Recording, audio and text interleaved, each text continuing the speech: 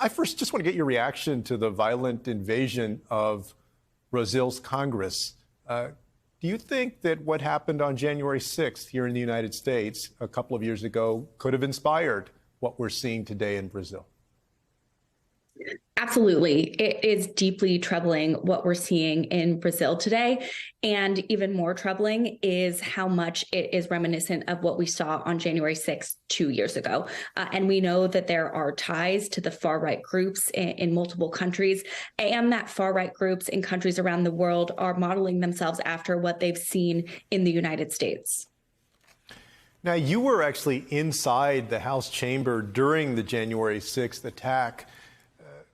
Reflecting on that and the week that we just watched in the chamber, I mean, what has it been like watching election deniers now take control of the GOP this past week?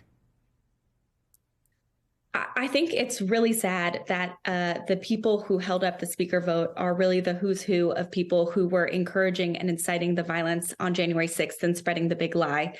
And I think it is really concerning that Kevin McCarthy has mortgaged his leadership of the House to those same far-right extremists. It concerns me about what it means for the next 2 years, about what it means for the basic functioning of our government, passing a debt limit, passing a budget. And it's concerning because you have, I worked at the State Department before, and I worked on political violence issues around the world, actually. And what you see is the first time you see political violence, it's a big violent attack like what we saw on January 6th and like what we're seeing in Brazil today.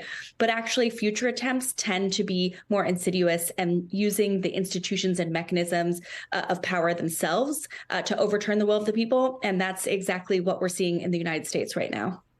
Well, and as you alluded to, I mean, you're not new to this. Before serving in Congress, you monitored extremism overseas for the State Department. And so how concerned are you about political violence or another coup attempt here in the United States? I'm very concerned. I'm concerned because we're already seeing the kind of rhetoric that you would see leading up to something like this, questioning integrity of our institutions. I'm concerned because we have not yet done all of the accountability work that we need to do to make sure we're not only holding accountable the foot soldiers, but actually the people who incited and encouraged and planned and orchestrated this attack. And I'm concerned because what we're seeing is the very same thing we see in other countries.